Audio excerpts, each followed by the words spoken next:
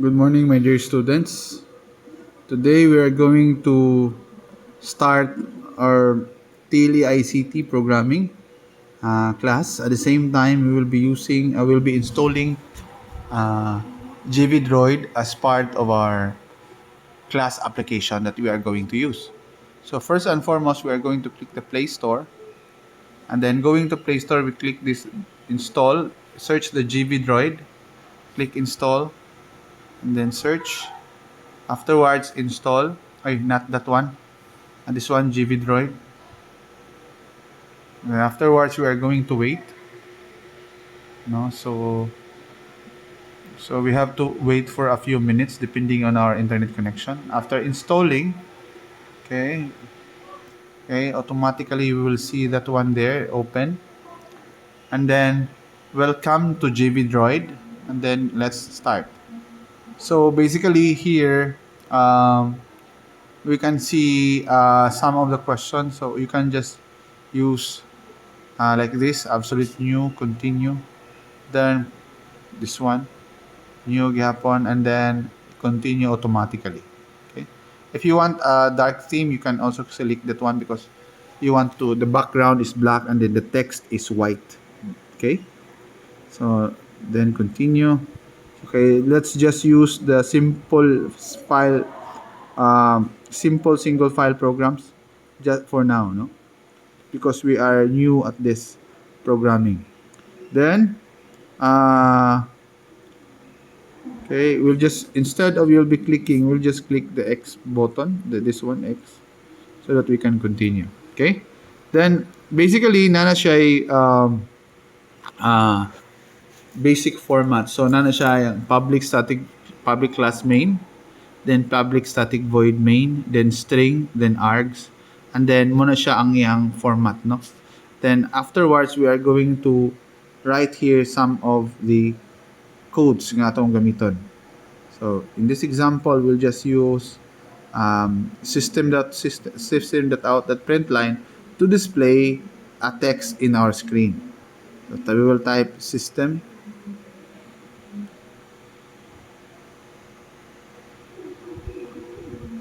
dot out dot println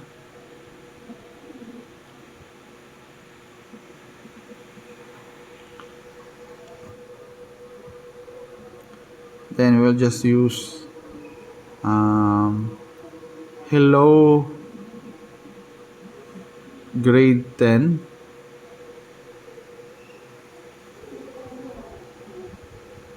then semicolon.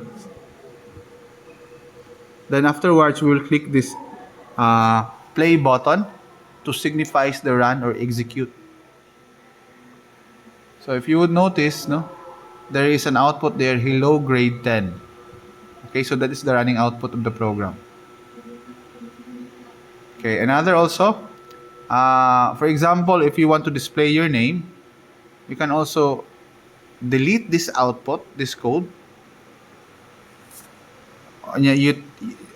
You type your name, or you can create another text, no? Like for example, here in this example, we just copy the code that we are not going to type it anymore. Copy, then you just put click down, arrow down, then paste the code there. Okay,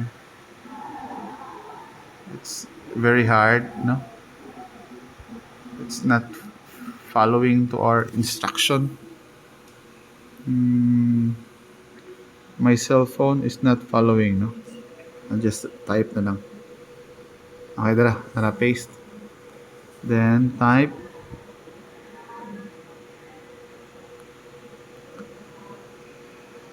name colon Ray.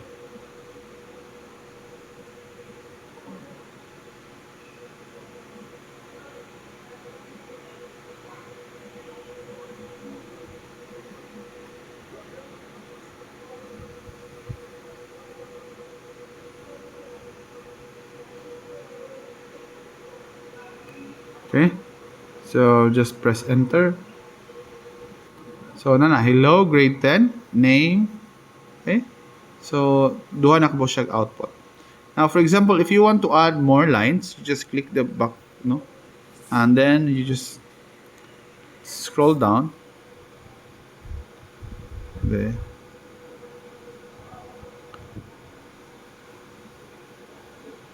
Wala mo siya nigawas, no? Siguro type na patagbalik.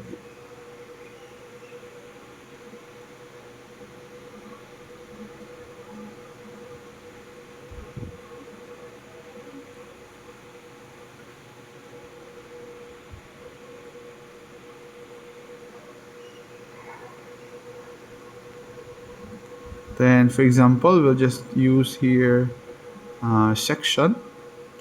Always be reminded nga nagay mga ko ano kanang ipa-display gani mo isulod jud nimo siya system.out.println line and then with double quotes, no? So the double quote which means that all the text nga imong i-display sa screen will be displayed using the system.out.println line, and then when the double quotes means all inside the double quotes are means they are text.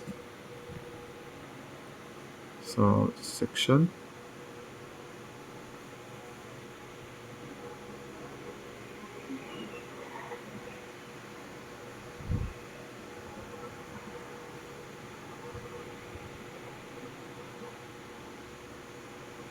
Topaz.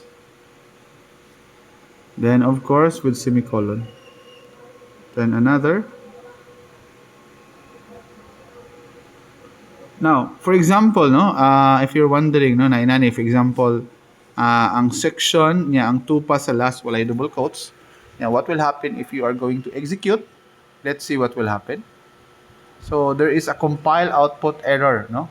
So you will see the line error, unclosed string literal. So it means wala siya kuan. So makita nimo nga na siya ihatagan ka og kanang guide, no?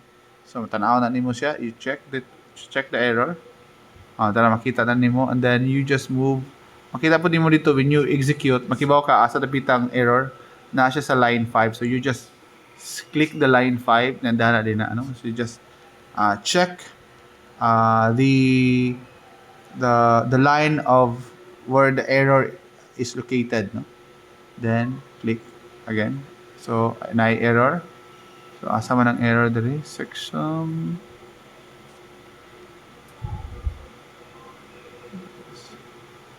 Check na to. Okay. Ay, sara, wrong. Instead of double quotes, single quotes, Lucia. Okay, dara. Let's see this one. Dara. Makita nimo ang color combination. Then execute. So, makita nimo now. Name, Ricardo Bilipon. Then, with your section. Then, if you want to put the grade, you just add another output system. But if you can copy and paste this one, mas madali, no? For example, this one, and copy, paste, no? And copy. Okay, wala mo siya magawas ng paste, no? Or you paste, no? Wala siya paste man. Okay, so type yung balik. If your cell phone has the paste method automatically, that's good to know. Now, if you're wondering, no, kining puti, kung imo na i-capital letter, it will be an error, no? So you should, this is very case sensitive, no? Example kana system that out at print line, then you just put the cursor, okay, then type grade,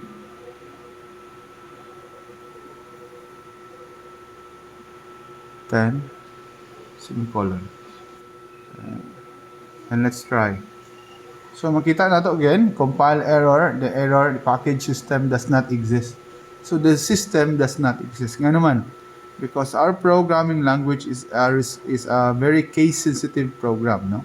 So for the meantime, let us focus on the output. So it means eliminate na to ang capital letters, or we have to change this one into small letters. So ang S ra may gamay, dako. So system dot out dot println and execute. Okay, so muna siya ang output. So from this activity, muna na siya atong output, no? For so karon kay humana magughimo, kamo na po imuhimo. So I want you to install this program to your cell phone and then execute the hello grade, and then with your name, section, and grade. Thank you and God bless.